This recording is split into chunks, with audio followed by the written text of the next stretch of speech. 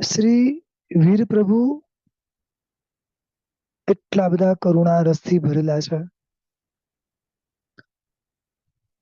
એમના રોમે રોમમાં સર્વજીવ પ્રત્યેનો અનહદ કરુણા ભાવ છે. અને આનું એક ઉત્કૃષ્ટ ઉદાહરણ પરમાત્મા ચંડ કૌશિકને માત્ર બુજ્જ બુજ્જ બે જ શબ્દ કહે છે. માત્ર બે જ શબ્દ. પણ એ બે શબ્દની અંદર કરુણા રસ કેટલો બધો ભરેલો છે. એ બે શબ્દ બુજ્જ બુજ્જ કદાચ તમને ને મને પણ જાણવા અને સાંભળવા તો મળે છે. પરંતુ સામે વિનિયોગ કરનાર કોણ છે? સાક્ષાત પરમાત્મા, જેના હૃદયમાં આખા વિશ્વ પ્રત્યેની કરુણા છે. એના બે શબ્દ કેટલા બધા કરુણા રસથી ભરેલા છે. એ સામેવાળો એનો જે સ્વભાવ છે ગુસ્સો કરવો. આજે સાપ તરીકે જન્મ મળવો એટલે સહજતા એ ગુસ્સાનો સ્વભાવ હોય. પોતાના સ્વભાવથી વિરુદ્ધમાં જઈને ખૂબ શાંત બની જવું. આ ક્યારે બને? સામેથી કરુણાનો ફોર્સ, ધોધ એટલો મજબૂત હશે. શ્રી જીવ વિચાર સૂત્ર જાણવાનું એક જ લક્ષ્ય છે, એક જ પુરુષાર્થ છે. એક પ્રયાસ છે કે આપણું હૃદય પણ શ્રી વીર પરમાત્મા જેવી કરુણાથી ભરેલું બની જાય. એટલી હદ સુધી કરુણા ભાવ આપણી અંદર પ્રગટ થાય કે આપણી સામે રહેલા, આપણી નજીકમાં રહેલા સર્વ જીવોના કશાયો શાંત થઈ જાય. આ કરુણા ભાવ પ્રગટાવવા માટે આપણા બધા જ મહાપુરુષોએ, ગણધરોએ, પરમાત્માએ ખૂબ મહેનત કરી છે. જીવોને ઓળખાવા માટે અને જીવોના દુઃખને ઓળખાવાના ખૂબ પ્રયાસ કર્યા છે.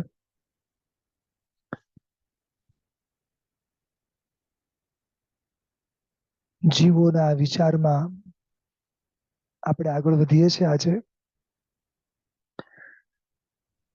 પૂર્વે વાત થઈ કે જગતમાં જળ તત્વ અને જીવ તત્વ, થોડું આગળ વધીને જે જીવ તત્વ છે એની અંદર પણ સિદ્ધના જીવો અને સંસારી જીવો, એમાં પણ થોડા આગળ વધીને વાત કરીએ તો જે સંસારી જીવો છે એમાં પણ સ્થાવર જીવો એટલે કે સ્થિર રહેવાના સ્વભાવ વાળા, ગમે તેવી પરિસ્થિતિમાં ક્યાંય પણ પોતાની જાતને પોતાની ઈચ્છા પ્રમાણે હલાવી ના શકે એવું શરીર જેને મળે છે તે સ્થાવર જીવો. અને એની ઓપોઝિટ છે ત્રસ જીવો, જે પોતાની ઈચ્છા પ્રમાણે પોતાના શરીરનું હલનચલન કરી શકે છે.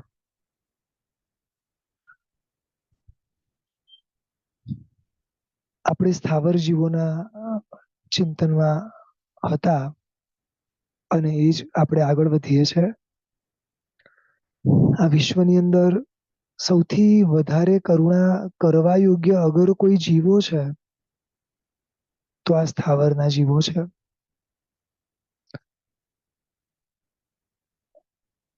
આ સ્થાવર છે કે જડ છે એ બે વચ્ચે ફરક કઈ રીતે ખબર પડે? કારણ કે બેવ સ્થિર છે. મારી સામે પાણીની એક બોટલ પડી છે એ પણ સ્થિર છે, અને મારી સામે એક ઝાડ છે નાનકડું, એ પણ સ્થિર છે. આપણી બુદ્ધિમાં એને અગર સમજવું હોય કે આ સ્થાવર અને જડ વચ્ચેનો ભેદ શું, કઈ રીતે સમજવો? તો જેને આહાર પાણી વગેરે મળવાથી ગ્રોથ દેખાય છે,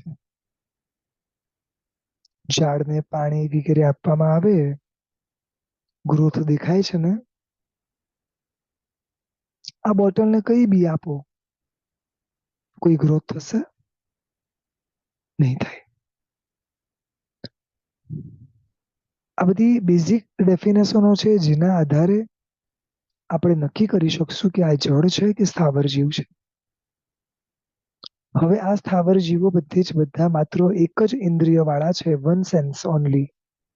બે હેવ સ્કિન ઓનલી, માત્ર સ્પર્શ છે, ચામડી છે. આ જ ચામડી દ્વારા ખાવાનું, પીવાનું, શ્વાસ લેવાનું બધું જ કાર્ય એક જ ઇન્દ્રિયથી કરવાનું.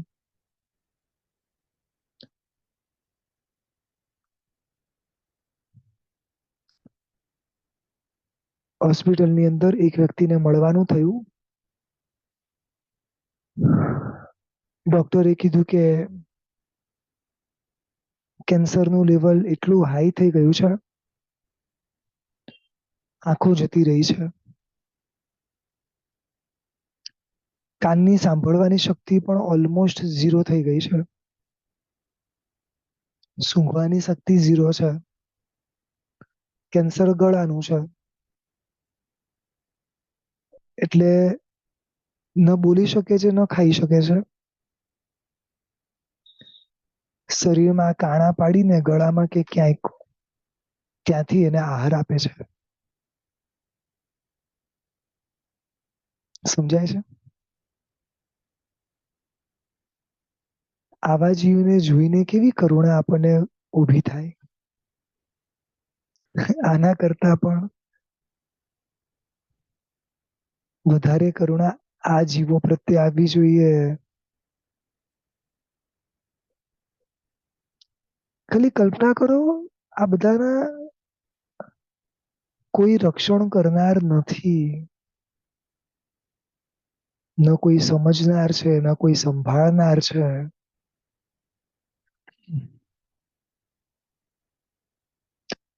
આ લોકોના દર્દને સમજી શકે બે વ્યક્તિ. એક કેવડી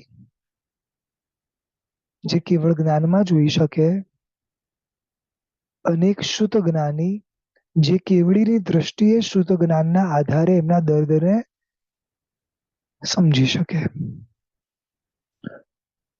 રાઈટ નાઉ કેવળ જ્ઞાન તો આપણી પાસે છે નહીં,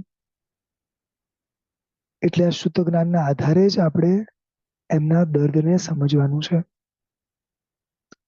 મે બી આ જ એકેન્દ્ર જીવોમાં આપણા પૂર્વજો ગયા છે, આપણા જ સંબંધીઓ ગયા છે.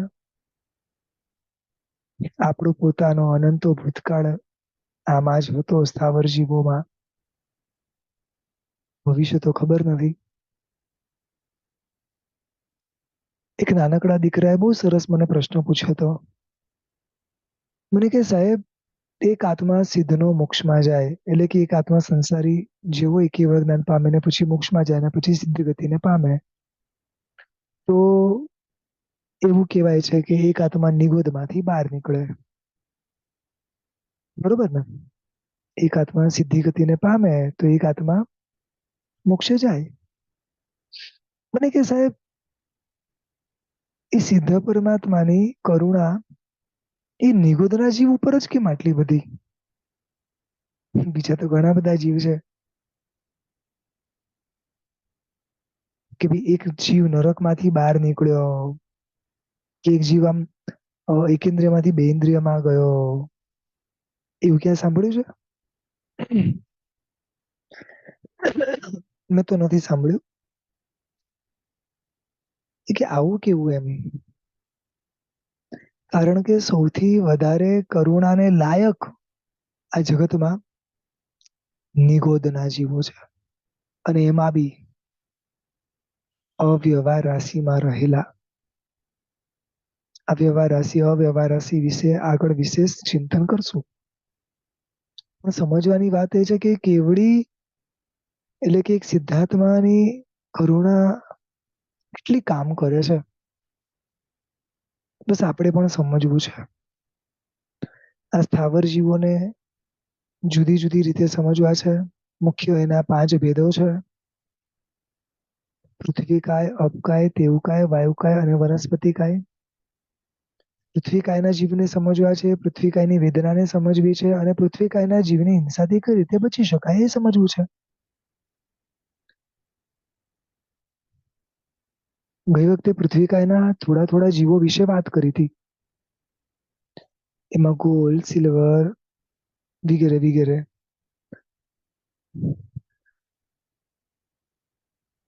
હજી પણ આ રાગ ઘટતો નથી.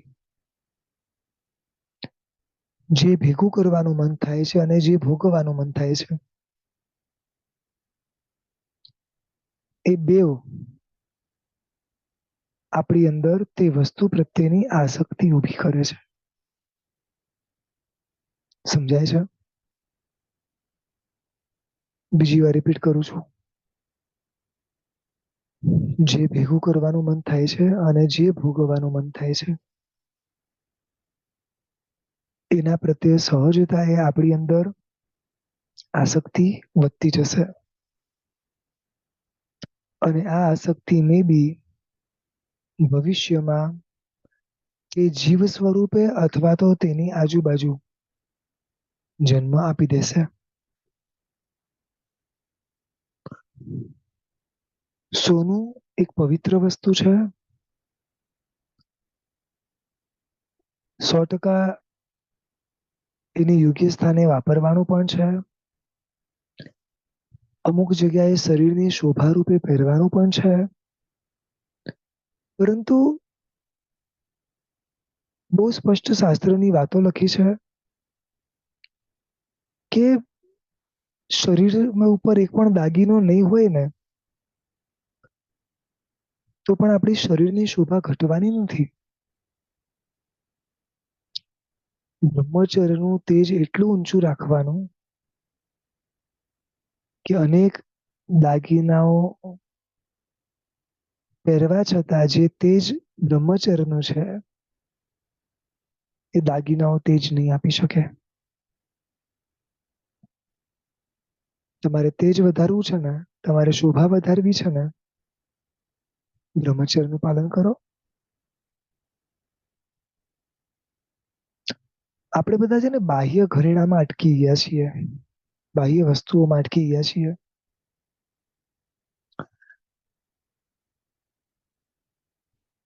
બહુ ધ્યાન રાખવાનું છે કે હવે મારે ક્યાંય એવી જગ્યાએ નિમિત્ત નથી બનવું.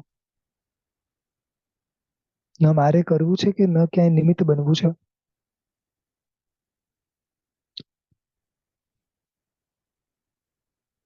એવા કોઈ પણ પાપ કર્યાની આપણા થકી અનુમોદના ના થઈ જાય આ પણ ધ્યાન રાખવાનું. આ વ્યક્તિએ કેટલો સરસ સાઈટ પહેર્યો છે, કેવા સરસ દાગીના પહેર્યા છે, કેવા સરસ દાગીના બનાવ્યા છે. સમજાય છે? આવી અનુમોદના નહીં કરવાની.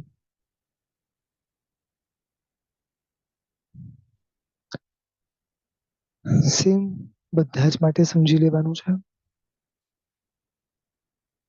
રત્ન, હીરા, માણેક, ચાંદી, એવરીથિંગ.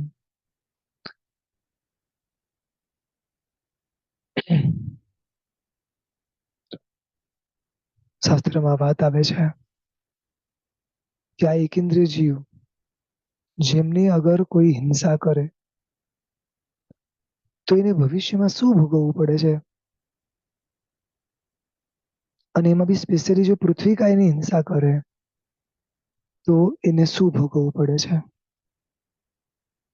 તો લખે છે કે શ્રી વીર પરમાત્માને સુધર્મા સ્વામી આ પ્રશ્ન પૂછ્યો હતો અને એનો જવાબ પરમાત્માએ આપ્યો છે કે પૃથ્વી કાયની બિનજરૂરી હિંસા એ કર્મબંધનું કારણ છે, મોહનું કારણ છે, મરણનું કારણ છે અને હજી આગળ વધીને કહું તો નરક ગતિમાં જવાનું કારણ છે.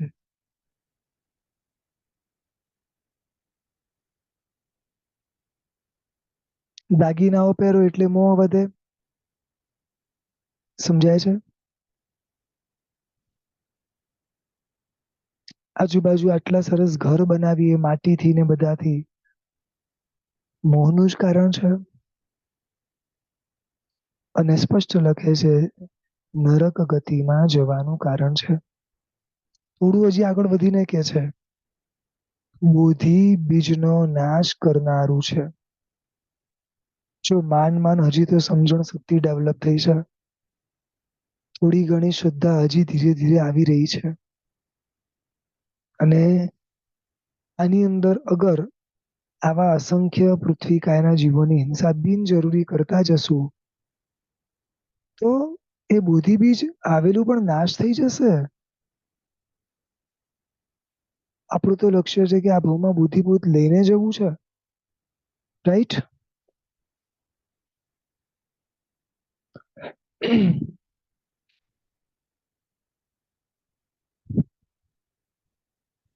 આપણે કોઈ પણ એવા કાર્ય કરવાની ને કરાવવાની જેમાં બિલ્ડિંગને રિલેટેડ હોય, કન્સ્ટ્રક્શનને રિલેટેડ હોય, કોઈ સુરંગ વગેરે ખોદાતી હોય અથવા તો સુરંગમાંથી રસ્તાઓ નીકળતા હોય.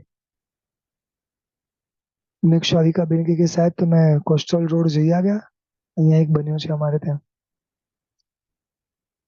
બહુ જ સરસ બન્યો છે. આખું ખોદીને બન્યું છે તમે એની અનુમોદના કરો. સમજાય છે? શું કરીએ છે આપણે?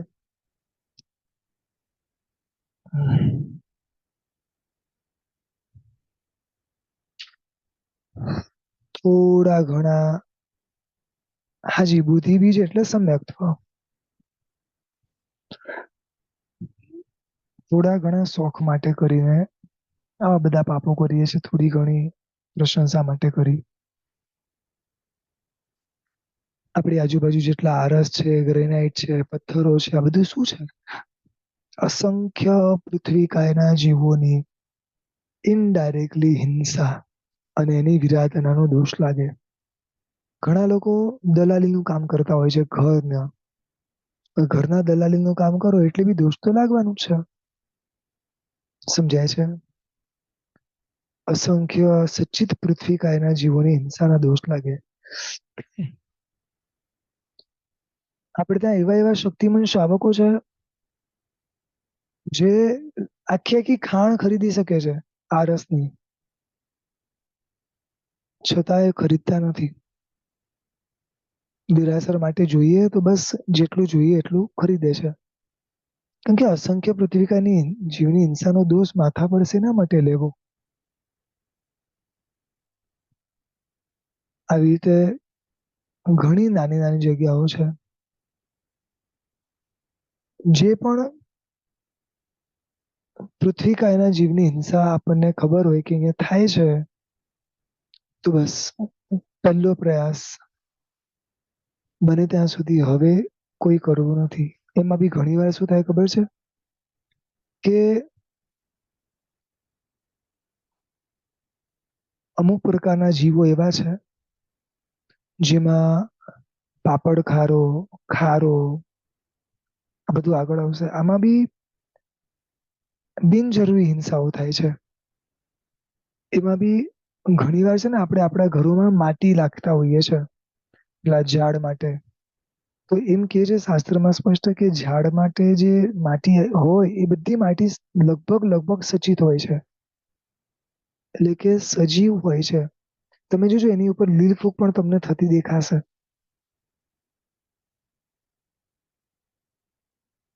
ધેટ મીન્સ એ સચિત છે. કેટલા જીવની હિંસાનો દોષ લાગે ખાલી વિચાર કરો.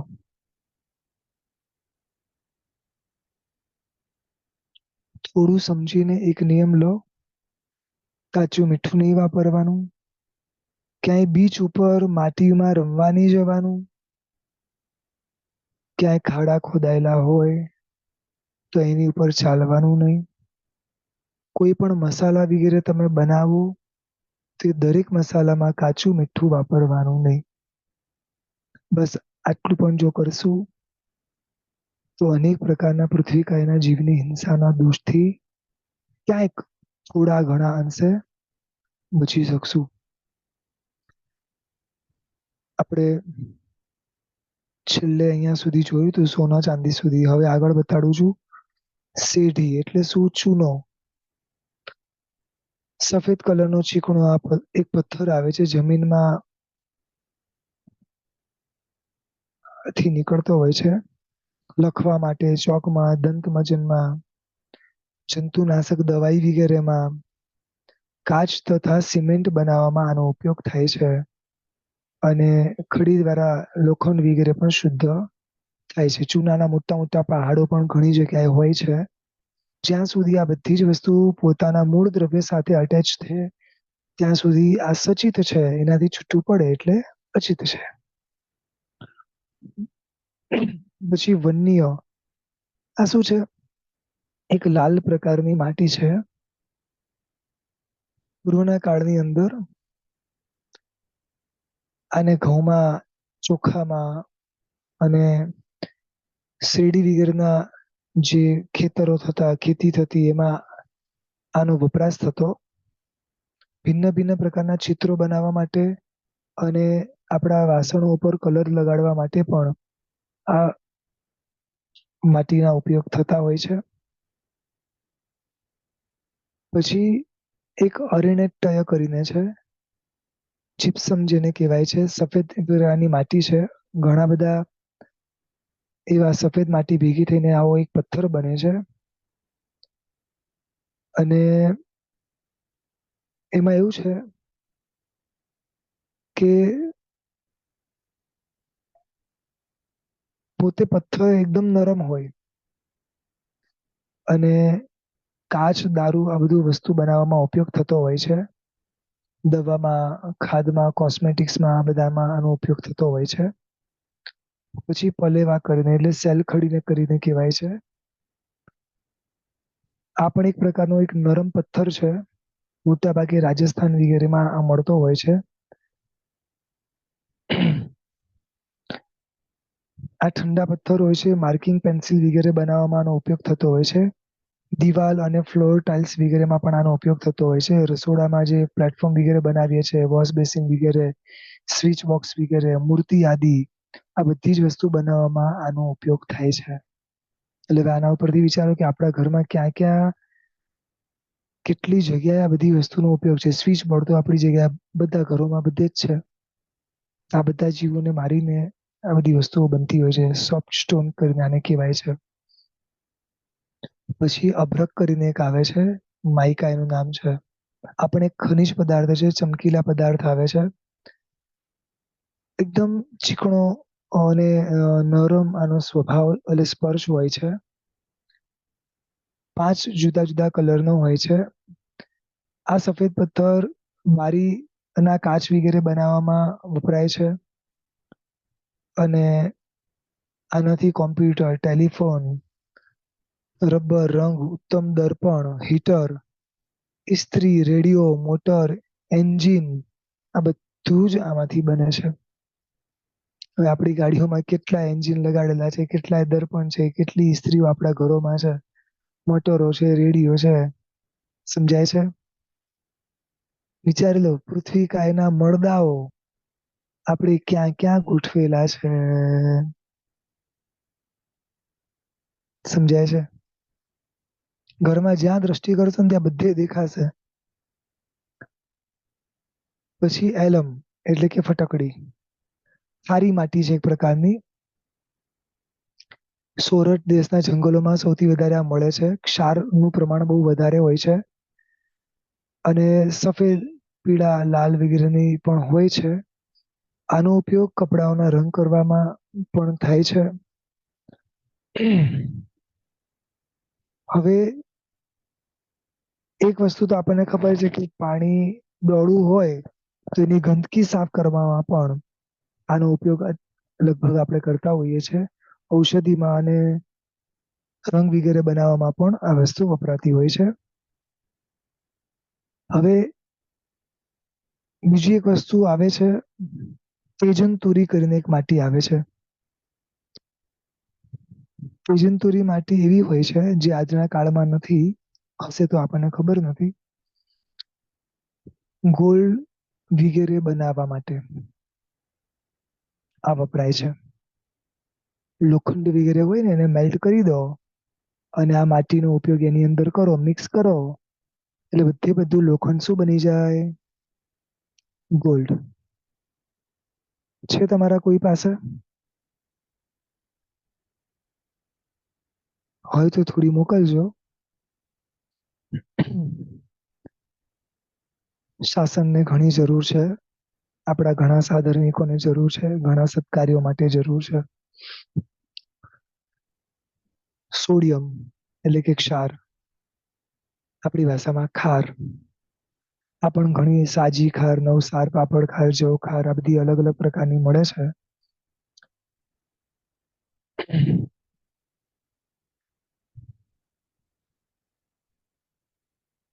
મોટા ભાગે રસોઈમાં, કપડા ધોવામાં અને પાણીની કઠોરતાને દૂર કરવામાં, કાચ બનાવવામાં, ફોટો ફ્રેમ વગેરે બનાવવામાં, ઔષધિ વગેરે બનાવવામાં આનો ઉપયોગ જનરલી થતો હોય છે. માટી, સોઇલ.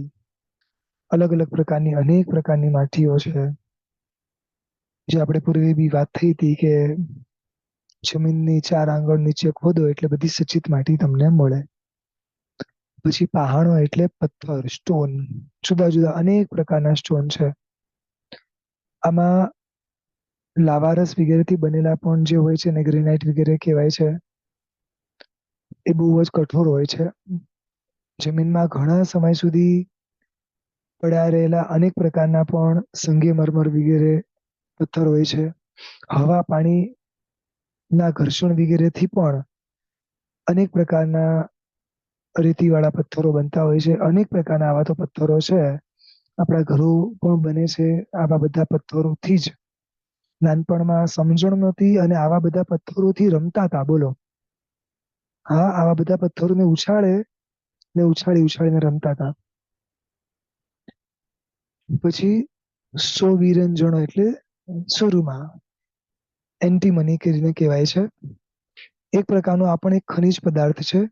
જે આંખમાં અંજન વગેરે માટે અને બેટરી વગેરેમાં કે લેખનની સાઈ વગેરેમાં આનો વપરાશ થતો હોય છે. આજે પણ આપણા બાળકોને આપણે અંજન વગેરે કરવામાં આનો વપરાશ કરતા હોઈએ છે.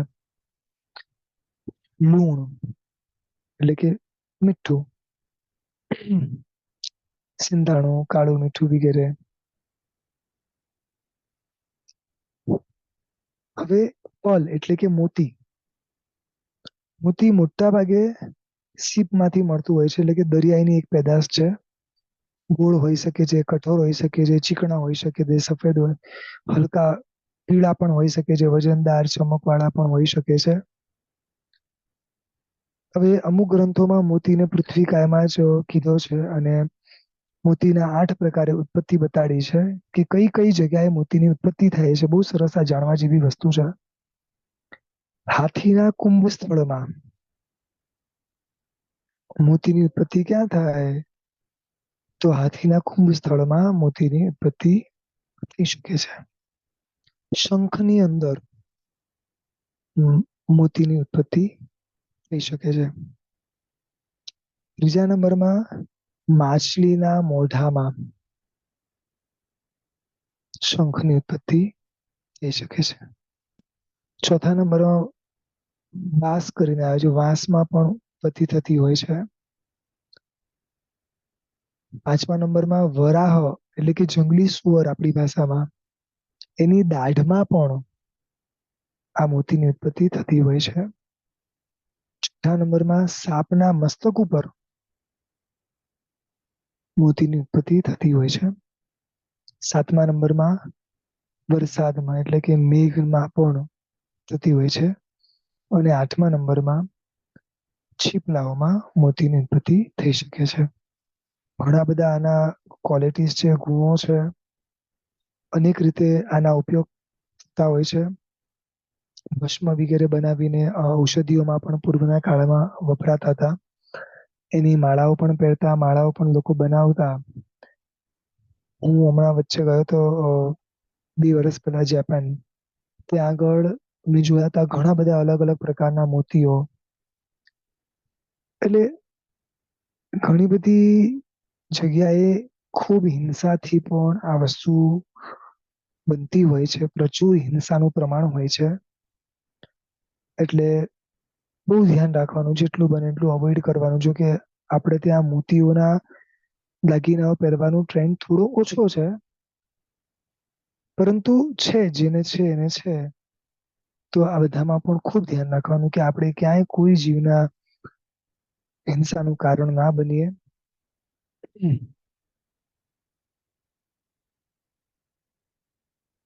હવે એક સરળ પ્રશ્ન છે કે આ પૃથ્વી કાયના જે જીવો છે એ જીવો આપણા ઉપર તો આટલા બધા ઉપકારો કરી રહ્યા છે. આપણા ઘરથી લઈને આપણા નાના નાના દરેક પદાર્થોમાં એનો ઉપકાર છે. આપણે એના પર શું ઉપકાર કરીએ છીએ? તો કે પહેલા નંબરમાં આપણી આજુબાજુ લગભગ જે છે ને એ બધા તો ખાલી પૃથ્વી કાયના મળદા છે મોટા ભાગે.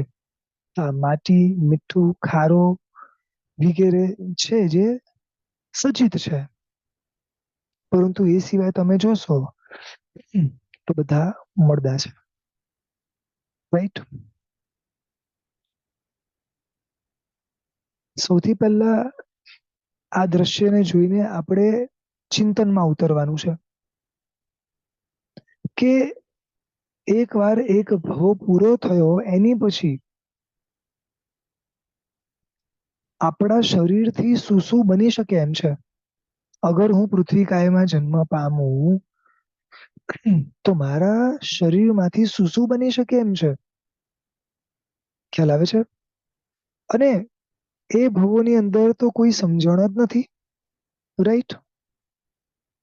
એટલે એ શરીરને કઈ હું ઉસિરાવાનો પણ નથી. એટલે એ શરીર થકી જે બનતું હોય એમાં ક્યાંક ને ક્યાંક જો મારી શરીર નિમિત્ત બનતું હોય, કોઈના રાગ મોહ વગેરે વધારવાનું કારણ બનતું હોય, આ તલવાર વગેરે બને છે, છરી ચપ્પુ વગેરે બને છે, શેમાંથી બને છે? બધું જ પૃથ્વી કાયના જીવમાંથી જ ને. બધું જ શેમાંથી બને છે? પૃથ્વી કાયના જીવમાંથી જ ને. સમજાય છે?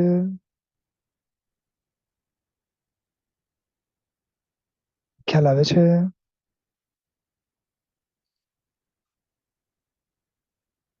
એટલે આપણો ભૂતકાળ આવો મે બી હશે.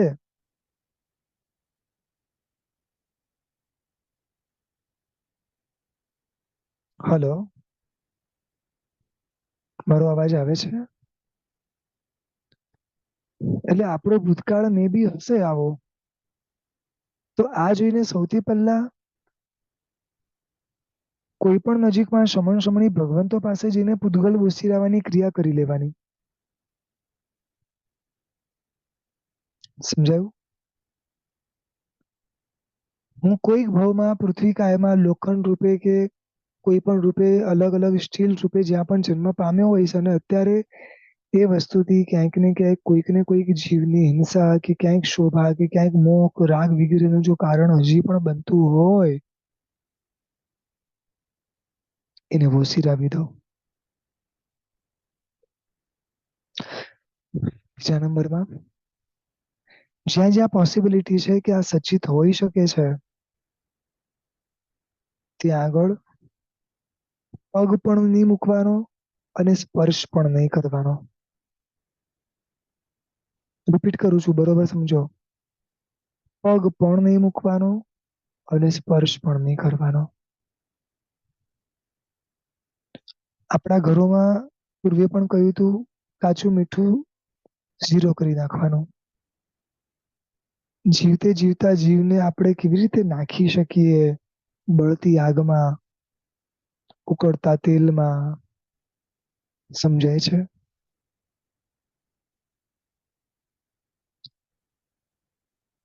ગાર્ડનોમાં કોઈ જરૂર નથી એવી ચાલવાની, અને હોય તો એવી જગ્યાએ ચાલો જ્યાં માટી પણ ના હોય. આપણે અત્યાર સુધી શું સમજીએ છીએ કે ઘાસ ઉપર પણ ન ચલાય, બરોબર ને? પણ માટીમાં બી શક્યતા છે, કારણ કે જો સચિત માટી હોય, આપણને નથી ખબર કે સચિત માટી છે કે અચિત છે, ખ્યાલ આવે છે? એટલા માટે બહુ ધ્યાન રાખવાનું.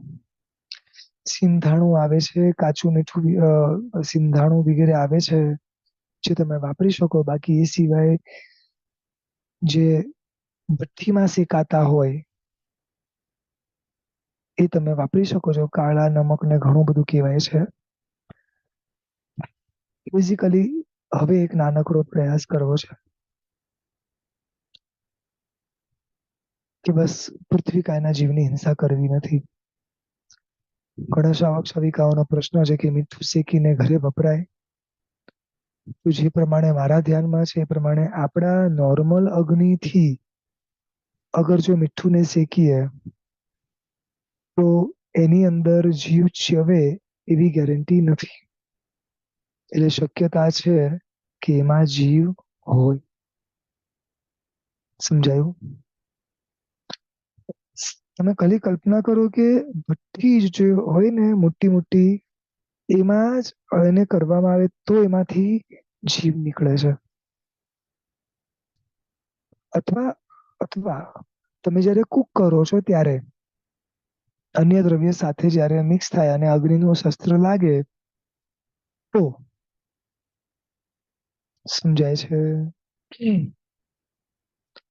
એટલે આપણે વાપરવાનું જ નોર્મલ સિંધાણું વગેરે મીઠું, એટલે શું આ દોષ જ ના લાગે. મોટા દોષમાંથી બચી જઈએ સીધા. ચાલો, બેઝિકલી આપણા તરફથી બેસ્ટ પુરુષાર્થ કરવાના છે. જો ઘણા બધાના જુદા જુદા પ્રશ્નો છે, સવિશેષ નજીકમાં જે ગુરુ ભગવાન તો એની પાસેથી જાણી લેવાના. કારણ કે મીઠાના જુદા જુદા નામ ને જુદું જુદું છે, પણ સિંધાણું વગેરે જે છે જે એકદમ ભઠ્ઠીમાં પણ શેકેલું વગેરે છે એ વાપરી શકાય. એ સિવાય તમારે વિવેક દ્રષ્ટિ રાખીને જોઈ લેવાનું.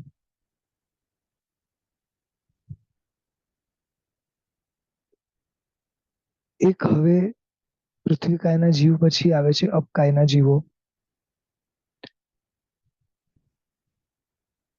શમણ ભગવંતે વાત કરી કે આ બધા છે ને એક નહીં અનેક શરીર ભેગા થાય ને ત્યારે તમે એને જોઈ શકો. અપકાયના જીવની પણ વાત કરું છું. તમે ને હું કેટલાય અપકાયના જીવોને કેટલી વાર મારીએ છે દિવસમાં. આપણા ઘરોમાં બહુ વપરાશ છે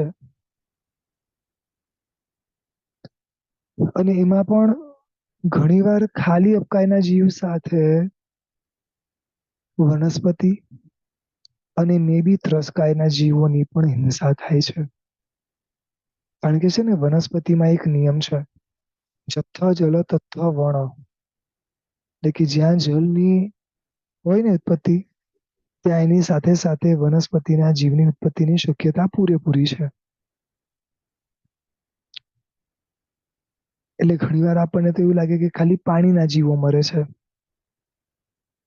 એની સાથે બીજા કેટલાય વનસ્પતિના જીવ મરતા હોય છે. અને જો અળગણ પાણી હોય તો પતી ગયું.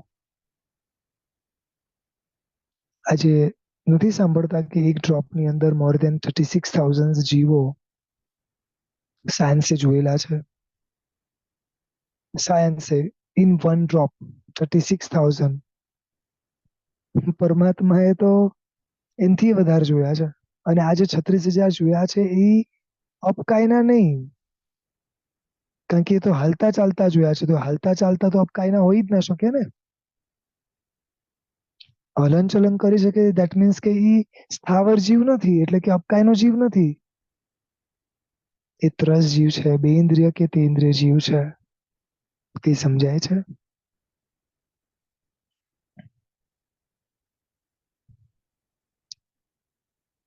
શું ફ્લશ વગર, ગીઝર વગર, શાવર વગર ન ચાલે?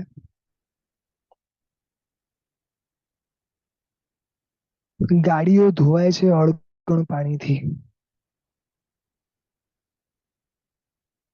શાંતિથી વિચાર કરજો. તમે ધ્યાન ન રાખો તો આપણા માણસો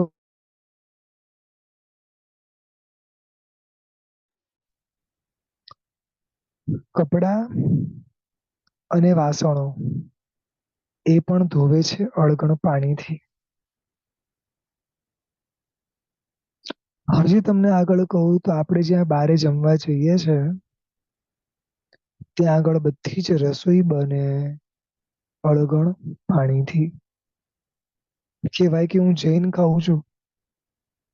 અળગણ પાણી જેમાં આવે જૈન ખાવાનું કહેવાય ખરી. કારણ કે એમાં પાણીથી લઈને વનસ્પતિથી લઈને ત્રસકાયના જીવોની શક્યતાઓ છે. સમજાય છે? ખાલી બે ઇન્દ્રિય તેન્દ્રિય પંચેન્દ્રિય પણ હોઈ શકે છે. ધ્યાન રાખજો હું જે બોલું છું એ. એટલે કે સરળ ભાષામાં કહું તો ન દેખાય એવા ઝીણા માછલાઓ અળગણ પાણીમાં પાણીપુરી ખાવા જઈએ છે ને બારે, ગાળેલું પાણી આપે છે. બધા ફંક્શનો રાખીએ છે. બધામાં બિસ્લરીની બોટલો. પહેલી વાર એક શાવિકાબેન ના ઘરે ગયો સ્વાધ્યાય માટે, ક્લાસ માટે. માણસે મારી સામે બે પાણીની બિસ્લરીની બોટલ મૂકી દીધી.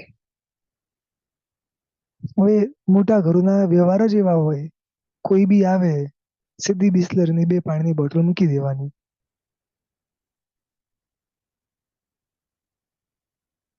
કઈ સમજાય છે? મોટા મોટા મીટિંગોમાં બધી જગ્યાએ હવે આવું જ થઈ ગયું છે. શું ખવડાવીએ છે, શું પીવડાવીએ છે, ખાલી જુઓ તો ખરી.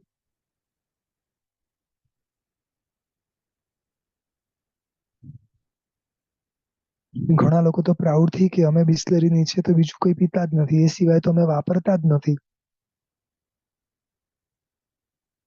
એક તો પાપ કરવાનું ને બીજું પાપની અનુમોદના કરવાની. એક શાવિકા બેને બહારના કોઈ પણ સલૂનમાં જવાનું કાયમ માટે બાધા લઈ લીધી. જે કરવું પડે ઘરે કરાવવાનું, બાકી બારે નહીં. કારણ કે બારે દરેક જગ્યાએ અળગણ પાણી જ વપરાય છે. તમારું મોઢું ધોશે કે વાળ ધોશે, ગળેલું પાણી વાપરે છે કે પરમાત્માના શાસનને પામીને આટલું તો કરી જ શકું છું ને. શક્તિ છે ઘરે બોલાવવાની મારી, હું બોલાવીશ. ગળેલા પાણીથી કરાવીશ.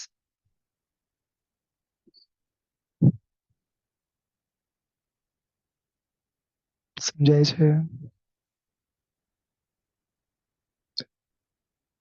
કેટલા એવા શાવકો છે, ગાડી ધોડાવી પડે છે વગેરે ઘણી વસ્તુઓમાં વાપરવું પડે છે. બધી જગ્યાએ ગણનાઓ લગાડી દીધા છે. પાણી ઉકાળેલું ન વાપરી શકું એટલીસ્ટ અળગણ તો ના વાપરું. 5 થી ગાડી નથી ધોવડાવતા. માણસોને કહી દીધું છે. 5 થી કપડા નથી ધોતા. આવા એ લોકો છે.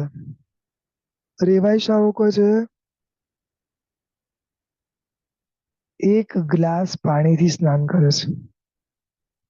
આપડે તો હાથે ભીનો ના થાય. મે બી કદાચ 2-2.5 ગ્લાસ હશે. સમજાય છે?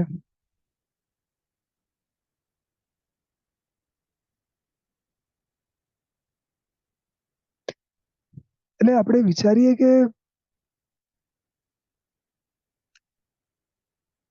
થોડું પાણી વધ્યું પડે ને તો સીધું માથા પર. કઈ નહી તો છેલ્લે હાથ ઉપર કે કોઈ બી રીતે ઢોળીને પૂરું કરવાનું બસ. કારણ એમાં જીવ દેખાતા નથી. જીવંત જીવો છે.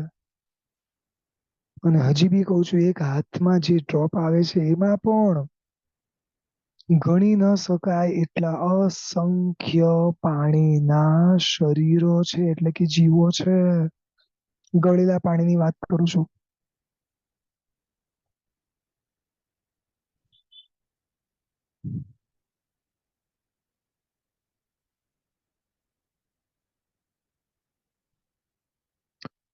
જે પણ સત્વશાળી શ્રાવકો અહીંયા ખરેખર આગળ વધવા માંગતા હોય તો પહેલો નિયમ એ લઈ લો કે અળગણ પાણી પીવા માટે તો ક્યારેય નહીં વાપરું.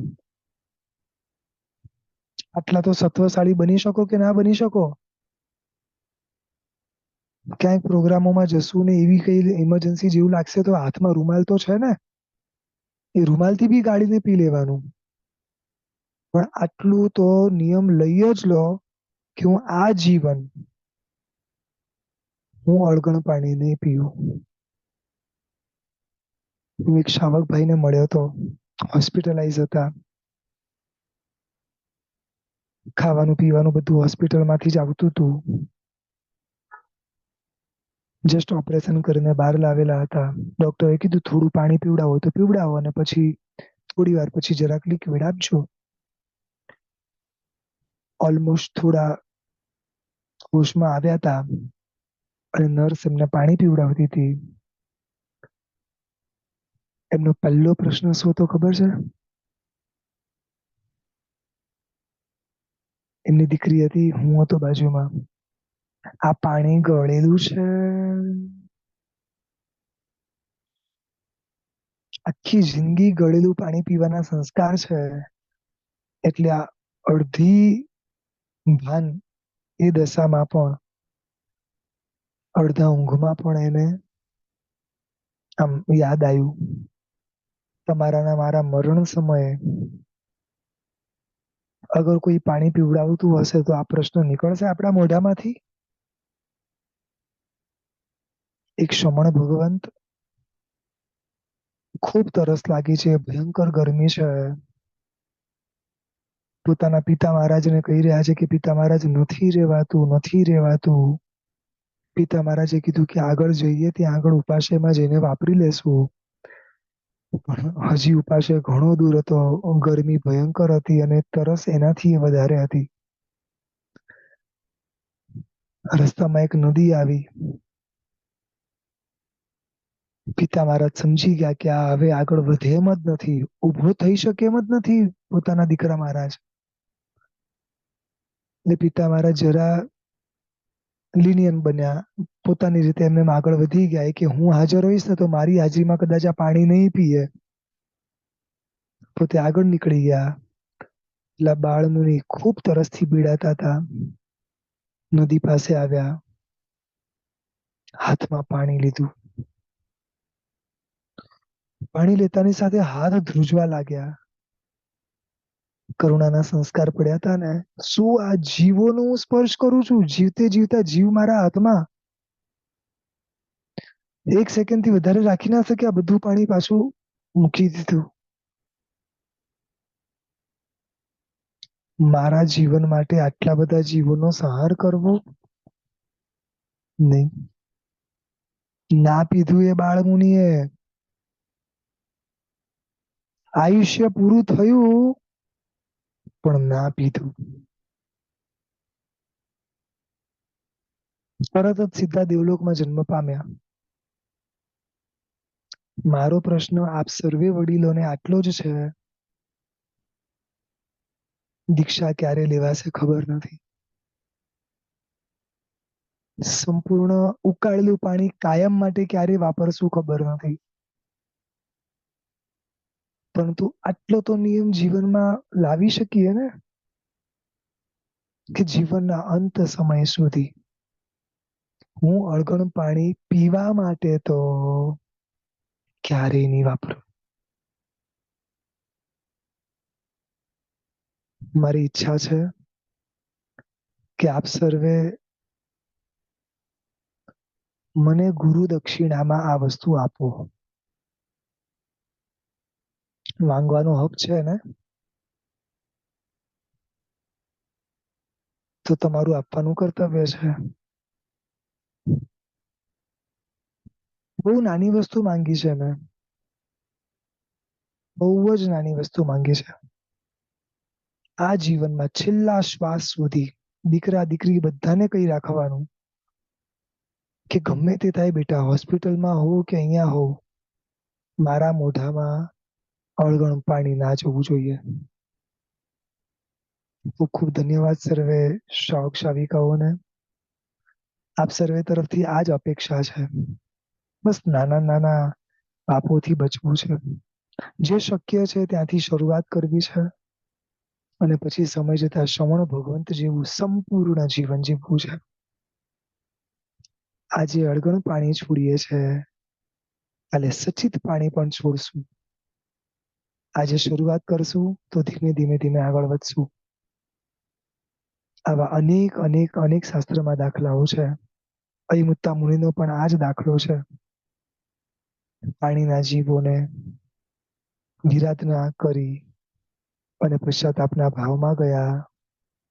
આપી દીધું ને કેવળ જ્ઞાન.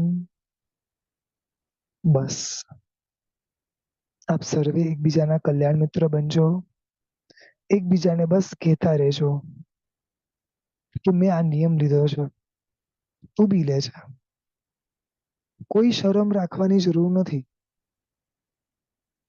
હું ફરી રિપીટ કરું છું, કોઈ શરમ રાખવાની જરૂર નથી. એવું હોય ને તો ફંક્શનમાં સૌથી છેલ્લે ખાવાનું અથવા સૌથી પહેલા જઈને ખાઈ આવવાનું. હા, આટલી બધી શરમ નડતી હોય તો પહેલા જવાનું, છેલ્લા જવાનું અથવા સૌથી બેસ્ટ ખાવાનું જ નહીં.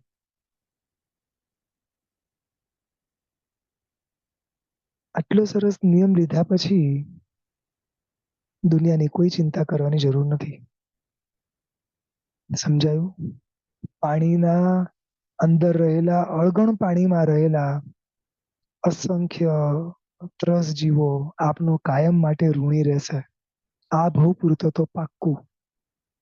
એ બધા તમારાથી નિર્ભય બની જશે. આજથી જે તમે નિયમ લેશો ને કે હું પીવા માટે તો નહીં જ વાપરું, તો આ બધા અસંખ્ય જીવો તમારા બધાના ઋણી બની જશે. તમારા થકી મળેલું અભયદાન એ લોકોના અનેક દુઃખ અને દર્દ કેટલાય બચી જશે. બસ આ કરુણા ભાવ રાખજો, કાયમ માટે રાખજો. સવિશેષ આવતીકાલે પ્રભુની આજ્ઞા વિરુદ્ધ જે બોલાયું હોય તો ત્રિવેદી ત્રિવેદી નિશ્ચય